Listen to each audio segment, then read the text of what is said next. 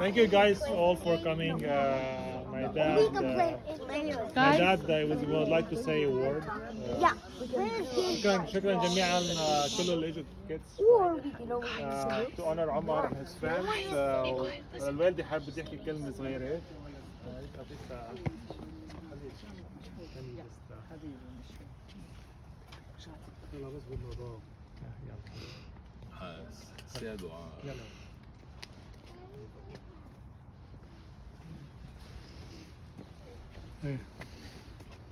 This is going to be in Arabic, but I'll translate. I'll do another round. عاد عمر إلى منزله ذلك المساء متعبا، إنما مصرا على الإكمال. قال لأمه: أعطني بعد اللبن والزيتون، أريد أن أخذها لأتشارك مع رفاقي في مركز الدفاع المدني اللبناني. أبقى هنا. قالت والدته: لقد حضرت بعض الهمبرجر. وكانت والدته ترجوه يبقى قليلا في المنزل. قال عمر: أتمنى لو أستطيع يا أمي، لكن لا أقدر، زملائي يحتاجون في المركز. لقد تأثروا جميعا بأحداث اليوم الغاشم، لأنه كان في ضرب ليل مع نهار، عم تروح أطفال تحت الركاب.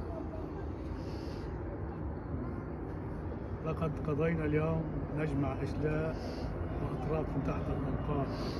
يجب أن ندعم بعضنا البعض. هناك المزيد من الناس ممن يحتاجون مساعدتنا. وكانت كلمات عمر الأخيرة قبل أن ينطلق إلى مركزه للدفاع المدني. عمر الأخيرة قبل أن ينطلق إلى مركزه للدفاع المدني. هو وأربعة زملائه 14 راعي في الدفاع المدني في مركزه في بالبك. استهدفتهم غارة إسرائيلية من وحوش ضارية وكاسرة، وقضت عليهم جميعا، وبقوا 3 أيام تحت الرد حتى استطاع الدفاع المدني وتبقى الدفاع المدني أن يحصل على أجزاء موثقة قطعا. حياة عمر مليئة بالعطاء والحب والشجاعة اللامتناهية في وجه الرعب. كان أمل للإنسانية ذكراه تعيش في قلوب عائلته وزملائه الذين أن يتأثروا بلطفه وتضحياته. نرفع له شرف ذكرى حياته التي زينها دائما بالشرف والتضحية والإخلاص. شكرا على مجيئكم لإحياء ذكرى الشهيد عمر البطل ورفاقه 14 للدفاع المدني اللبناني الذين فقدوا حياتهم بطريقة مأساوية بعد أن استهدفتهم غارة إسرائيلية دمرت مركزهم. عمر ابن 45 ربيعا كان أبا لطفلين ورجلا اشتهر بكرامته وشهامته ولطافته. بدأ رحلته مع الدفاع المدني عام 2004 تطوع لينقذ حياة الناس، وكان محبا للحياة ومرحا، وكان موهوبا بالبسمة على الشفاه. كل من عرفه يحب الجميع والجميع يحبه. وكان سيدا لكل من الكلمة من معنى، لأنه محبا للفرح. عمر الشهيد البطل ضحى بحياته من أجل حياة الآخرين. صفاته العطاء ومحبة الناس ومساعدة المحتاجين ومساعدة من يطلب منه الاستغاثة. سيبقى عمرا في قلوبنا طيلة الحياة. أقول لك وداعا، ولكنك باق في قلوبنا إلى الأبد إلى الأبد، وفي عروقنا وفي دمنا. وشكرا لكم، وإن شاء الله الانتصار للشعوب المظلومة مثل شعوبنا. الله يعطيكم العافية. بس بدي أزيد كلمة: لن نقبل في لبنان وفي أي بلد عربي إلا أن تقول نحن الشعب سيدا على أرضنا وبحرنا وبرنا وجونا. إن شاء الله. آمين. الله يعطيكم العافية.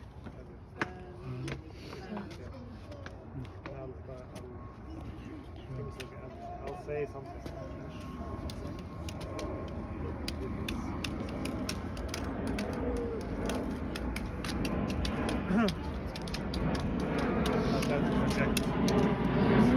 Thank you all.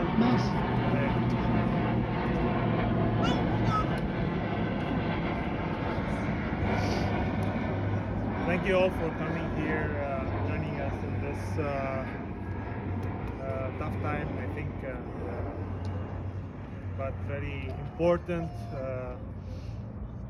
to honor Omar and his 14 colleagues and friends who were the heroes who lost their lives. And 2 weeks ago, almost around this time, they lost their lives while trying to dedicate their lives to helping others. They spent the last 2 months, 60 days of the war, almost every night, going from one bombing site to another, trying to pick up people from under the rubble. Some saved a lot of lives. They worked tirelessly. They were scared for their lives, but they were diligent. They wanted to keep going, and even to the last moment of their lives, they were actually going after it. I just want to say something about Omar. Omar is more like a cousin. He was my cousin, but he was more like a brother. He was like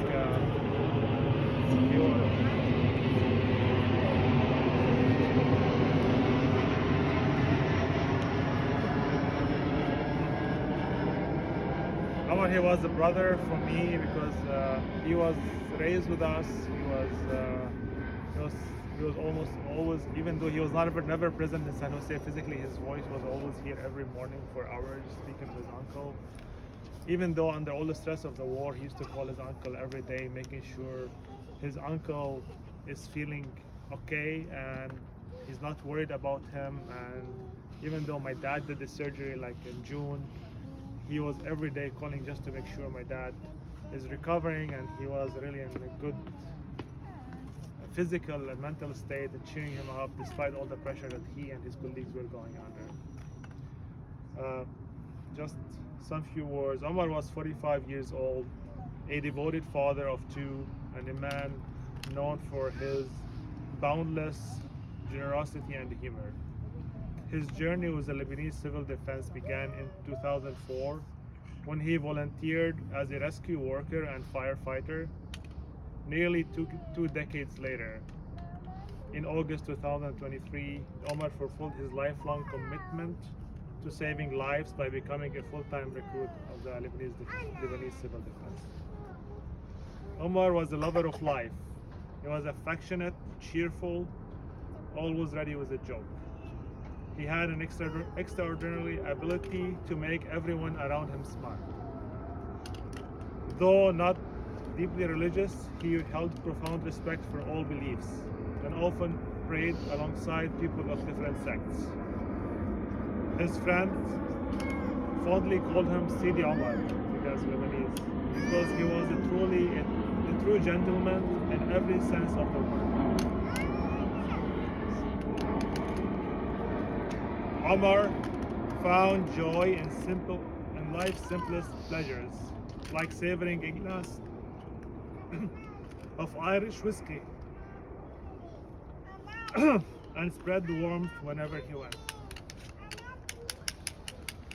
In the weeks leading up to his passing, Omar often reminded those around him, take care of yourselves and stay safe.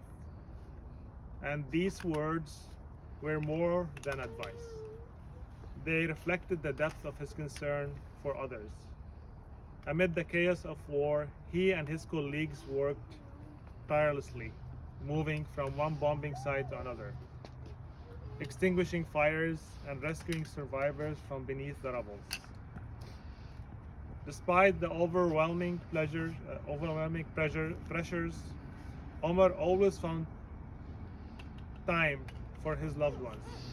Every day he called his uncle in San Jose, California, sharing jokes and stories that carried his infectious laughter across the miles.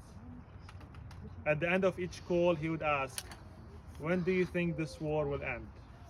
His uncle always replied, "They're saying in a week or so." Omar would respond with a hopeful, "Allah yasma' minnak. We can take one more week, but not more."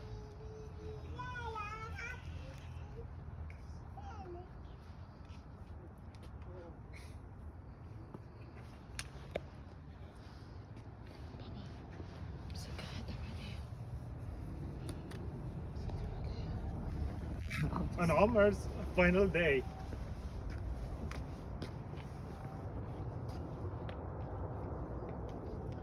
A horrific tragedy struck a residential area near his home. An Israeli strike claimed the lives of 8 people, 5 of them women, and left 27 others injured. Without hesitation, Omar and his colleagues rushed to the scene, working tirelessly to save survivors and recover bodies from the wreckage. It was one of the most harrowing days they had faced since the war began.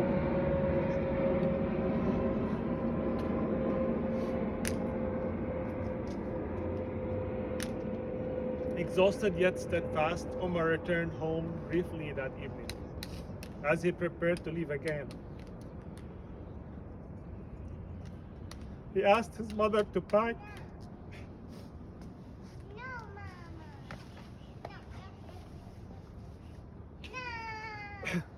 him some Lebanese olives.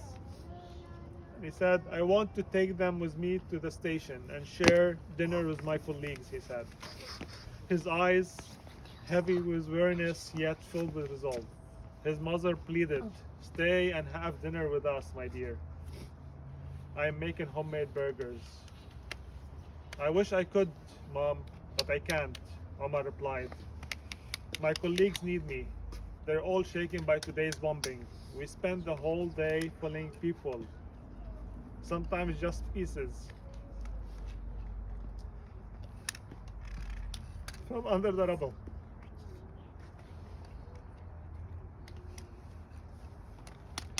We need to support each other and be ready if more people need our help." These were the last words Omar spoke to his mother before leaving home that night.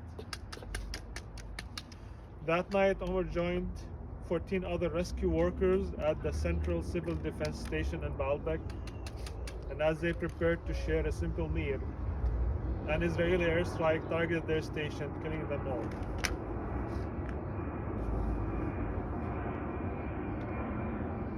Omar's life was one of service,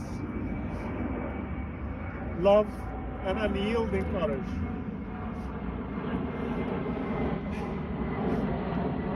In the face of unimaginable horrors, he remained a beacon of hope, humor, and humanity.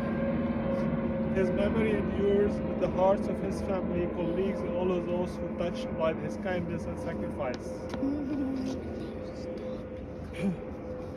As we stand here today to honor the legacy of Omar and his colleagues, may we strive to embody the compassion, the resilience, and dedication that define their lives. So thank you all for joining us here. And I appreciate you taking the time. It means a lot for us and for the memory of Omar. And thank you. Yeah, and I mean, I've met Omar only one time. In 2018 when I went to Lebanon, because I'm from Beirut, but my husband's from Baalbeck, which is a village in the east side. And so that was the first time I went to Baalbeck, and I spent one night there. And over there, like their house, it's like an open house. You go there, you sit, like 20 people come, and then they sit, and then those 20 people leave, and then another like 20 people come. So during that day, I met probably like 200 people. And that was well, actually the next day he took us to see the Roman ruins. But among like probably like 200 people that I've met over there, Omar stood out. I felt he was very genuine, very caring. He didn't like to talk about anyone. Even though he needed help, he would extend a help for everyone. And then the next day, we went to the Roman ruins, and it was me with Mash and my sister. And very, very lovable guy. He kept on laughing and smiling despite all the hardships he had. So it's been very hard to hear that he passed away, like horrifically. Even though I met him only once, but I hear so many stories through MASH as if like I've known him from a very long time. So God rest his soul, and he is now an angel in heaven. And to me, this is what I say. I say,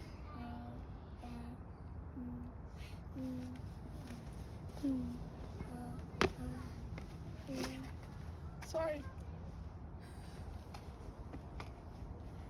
that in heaven, God needs a lot of angels in order to fight the evilness in this world.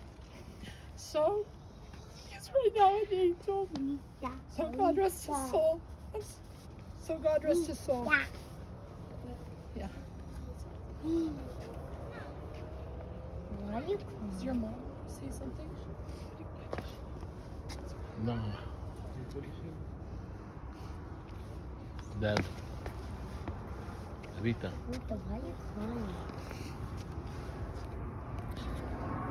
Rita, why are you crying? Why are you crying? Rita, why are you crying? Why are you crying? Well, I don't know that this Omar, I heard about him, and they say he was a great guy, and he died helping people, serving people. And why the goodness, why the evil prevail in this life? Why the evil is justified by all countries in the world? Why they leave their hands to kill people, as much civilians, and they give them the reason, defending themselves by killing people in our country, on our land. What can we say? We're helpless. Omar, like many people, many innocent people, many great people, are dying every hour, every minute, every second, and no one defends them. No one, but they give justification to those who murdered them. They are the victims, and we are the terrorists. What can we say? To whom we should ask to interfere? Where our justification to live in peace can come? We only think that we ask God to bless the soul of Omar, to be with his kids and wife and mother and family. We ask God to help everyone who is dying without any reason, without any justification. We ask God to interfere. And sometimes I'm a believer, a deep believer in God. But sometimes I go, and when I am praying, I said, when you will interfere, God? When? Enough killing, enough dying, death, enough destruction of hospitals, destruction of people saving the life of others, destruction of schools, destruction of everything that gives life and help to others. Why? Because they have the right to defend themselves. I think the time will come when justice prevails.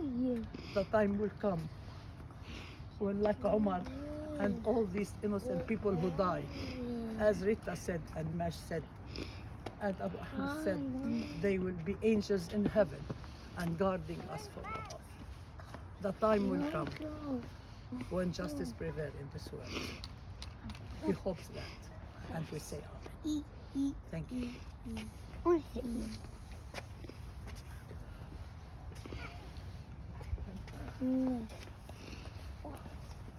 No. هو شو بتشكركم على الحضور. شو ما حكيت لكم عن عمر كون انا كثير صغيره قدامه. بكفي هالصوره هيدي اللي وجهها فوق على طول، هي الضحكه كانت متفارقه حياتهم يعني لا بالليل ولا بالنهار.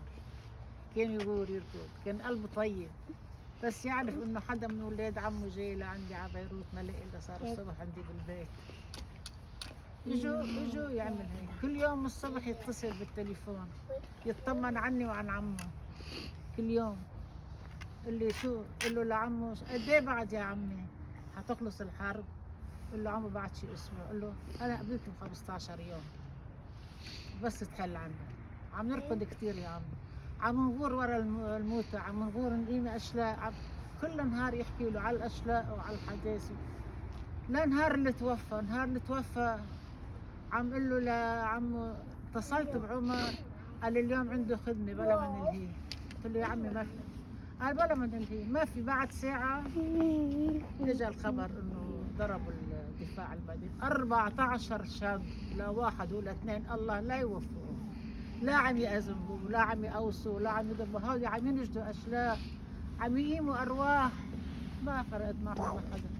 شو بدي اقول له؟ شو ما قلت له مش كثير. اللي ربى بيني وبين اولادي، اللي ربى عنا بالبيت، اللي كيف ما نبرم نلاقيه بوجهنا. ما بعرف، الله لا يضيق حدا هاللوعه هيدي. ان شاء الله ما حدا بيتاثر باي شيء، وان شاء الله كله الله بيحميكم وبيحمي عائلاتكم وبيحمي كل قرايبينكم يا رب.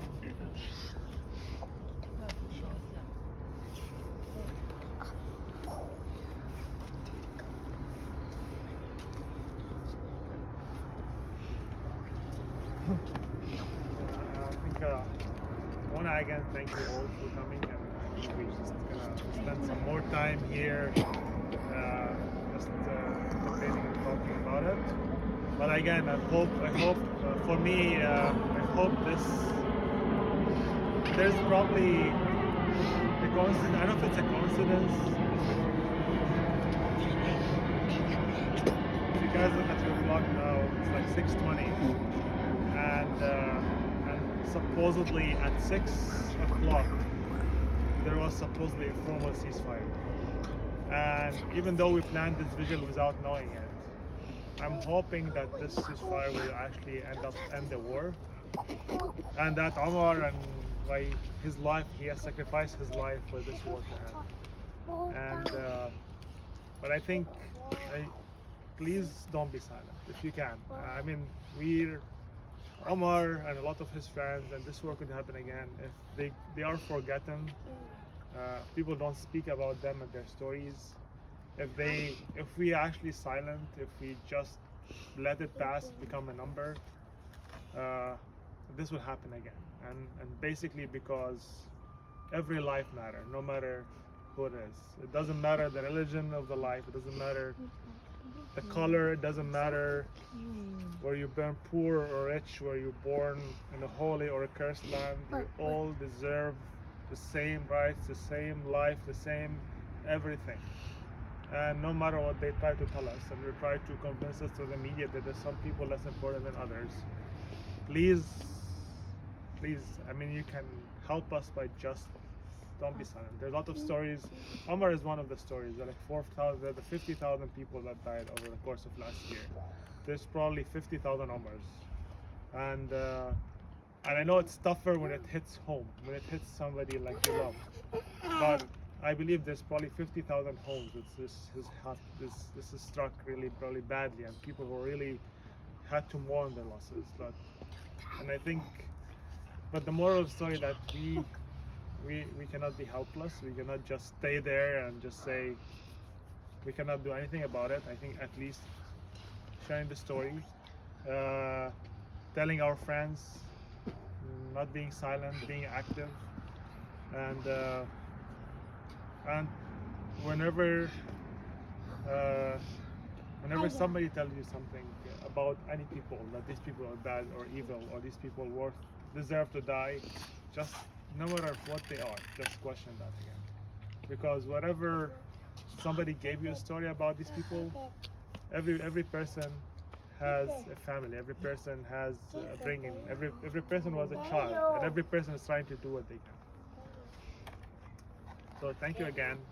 You can I'll do one thing بالعربي just in case because we might share this one with my family.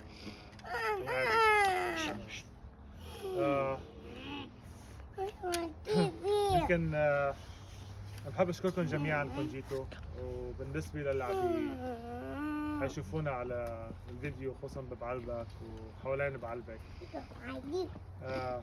بنقول لكم انه هون كل هالناس اللي اجوا بس اجوا عشان يكرموا حياه عمر ورفقاته الابطال والشهداء عند الشهداء بكل ما معنى كل ما الكلمه من معنى، لانه هول الاشخاص مش بس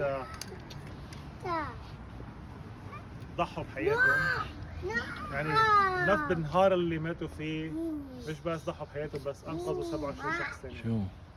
يعني هالاشخاص بيستاهلوا ضل نرفع راسنا فيهم، وان شاء الله بيعيشوا بذكراهم، مش بس نحكي قصتهم لحتى الابد الابدين. وان شاء الله احنا هون اللي عايشين بامريكا مش حنسكت، حنضل نحكي قصتهم، رح نجرب خلي اللي صار لعمر ما يصير مرة ثانية، مثل ما بيقولوا بالانجليزي never again، لن يحدث مجددا، لن نسمع اسمه مجددا ان شاء الله. Sure, I can help with this. First, please unlock your phone. Looks like والله يرحم عمر البطل ورفقاته جميعا، و thank you جميعا، وإن شاء الله. I do not have enough information about that person to help with your request. I am a large language model, and I am able to communicate and generate human-like text in response to a wide range of prompts and questions. Sorry, my phone has done it. Okay. فشكرا جميعا والله يرحم. الله يرحمه. God bless his soul.